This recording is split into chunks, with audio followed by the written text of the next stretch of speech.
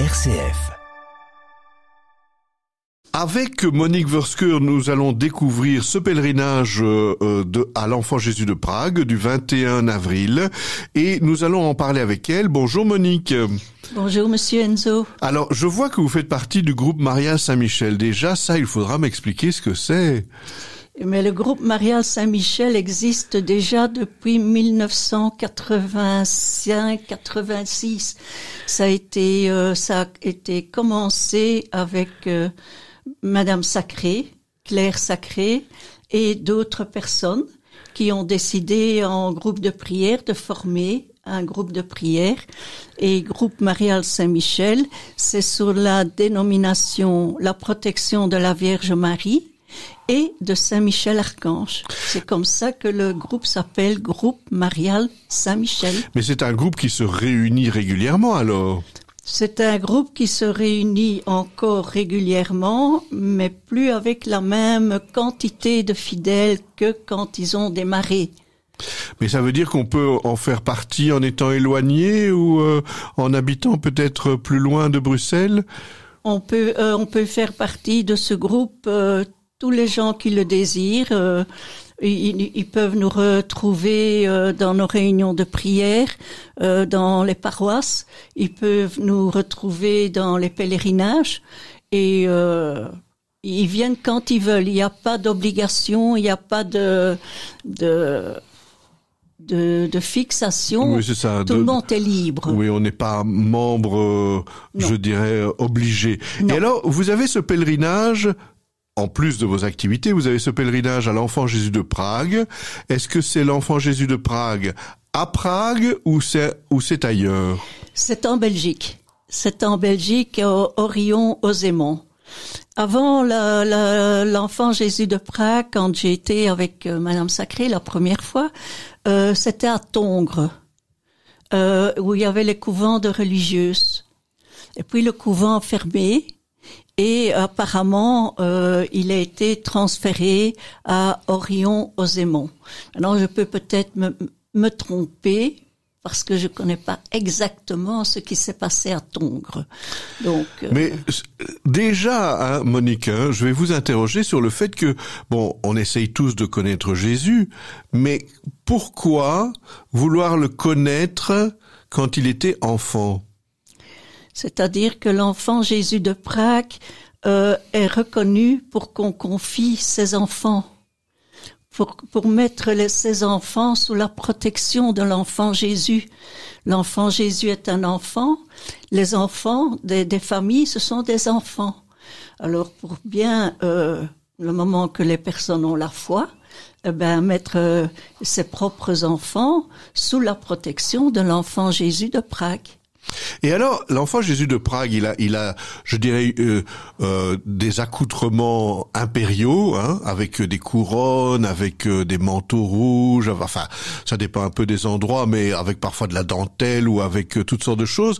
Et pourquoi le traiter comme un roi? Ça semble étonnant quand on connaît Jésus crucifié, avec ses plaies, avec son sang. Et là, on a l'air de dire, voilà, il faudrait traiter cet enfant comme un roi.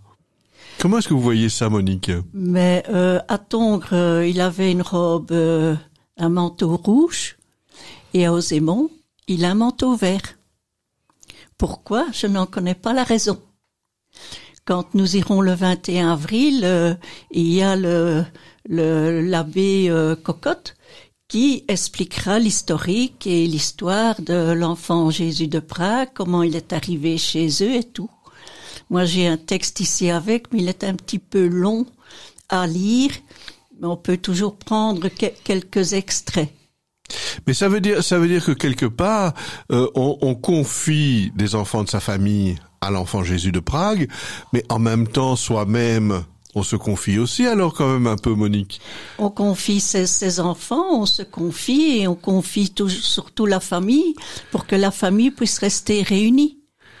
Avoir les forces nécessaires pour assumer les petits différends qu'il y a dans les couples et pour pouvoir aller de l'avant et garder le couple uni et aussi les enfants sur le droit chemin. Alors, je vois que ce pèlerinage a lieu le 21 avril. Oui. Alors, il partira de Bruxelles? Oui, il y a un départ à la basilique de Kuckelberg. Il y a un départ, la deuxième levée est à la gare centrale. Et alors, on peut aussi prendre des relèves à la place Saint-Pierre à Etterbeek. Alors, on fait ce pèlerinage ensemble. On pourrait faire ce pèlerinage tout seul. Quel est l'intérêt de le faire en groupe, d'être pèlerin ensemble et pas juste d'y aller tout seul au fond? Mais c'est le choix des personnes. Ensemble, en autocar, vous avez déjà la prière qui démarre. La prière du matin, quand on a le temps, un chapelet dans l'autocar, l'historique un petit peu, que les gens soient un petit peu au courant de ce qui se passe, où on va, et alors se préparer pour que quand on arrive là-bas, on soit accueilli par l'enfant Jésus.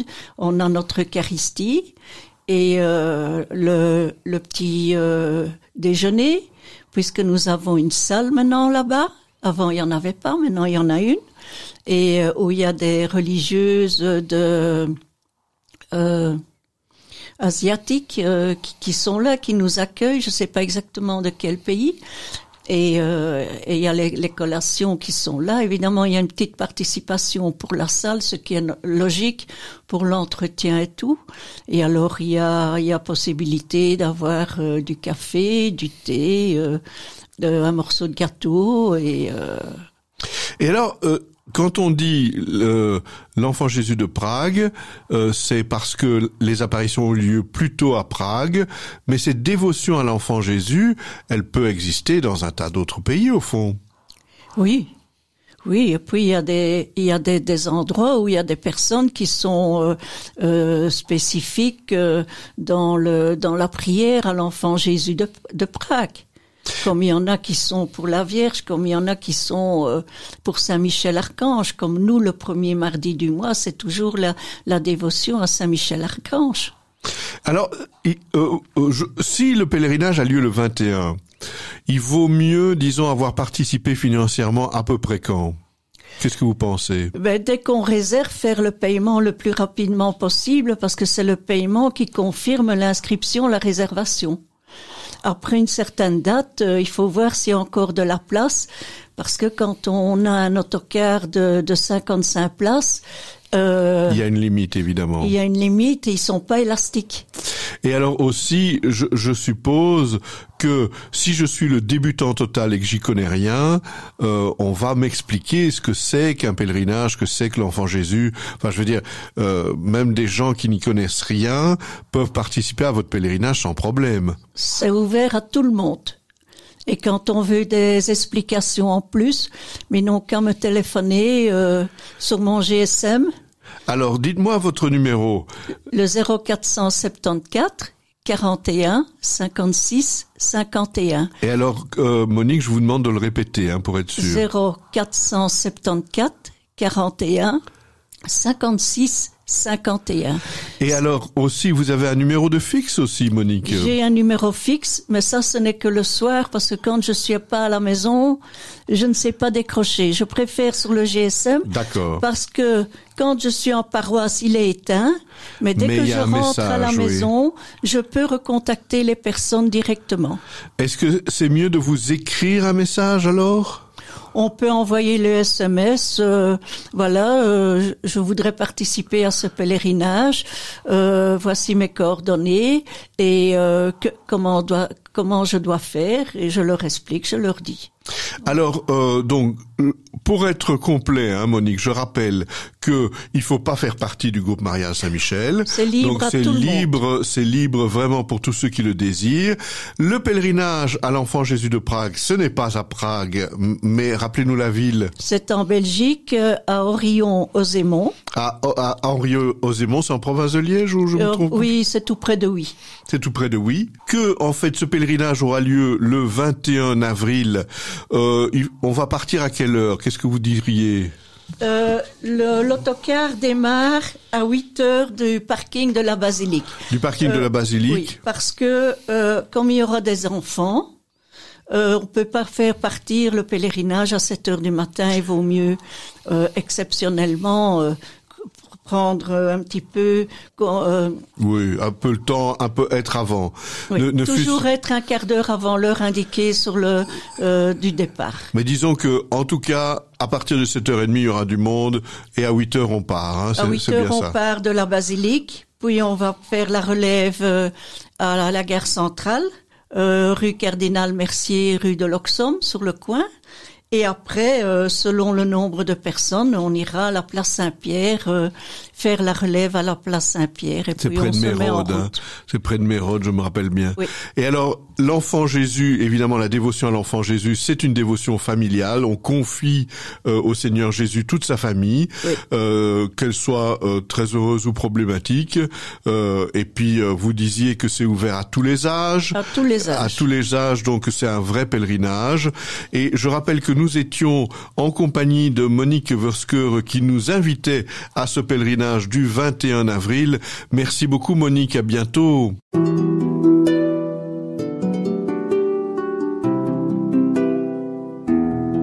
Au fil de la vie, Enzo Bordonaro. Ici Enzo Bordonaro, je reprends un peu la parole pour vous demander un retour, si vous avez le temps, de nous écrire une carte postale sur l'émission Au fil de la vie que vous venez d'entendre. N'hésitez pas à nous l'envoyer. Je vous rappelle l'adresse RCF Bruxelles, rue de la Linière 14 1060 Bruxelles, parce que nous avons toujours besoin de retours, nous avons besoin de gens qui nous disent ce qu'ils aiment dans nos émissions ou ce qu'ils voudraient entendre. Je vous rappelle également que vous pouvez écouter nos émissions en différé cette fois-ci, non seulement sur notre site rcf.be avec évidemment l'onglet de Bruxelles, mais aussi sur d'autres pages de réseaux sociaux comme Facebook, Instagram, LinkedIn, Spotify ou encore d'autres pages de réseaux sociaux. N'hésitez pas à nous laisser un message. À bientôt.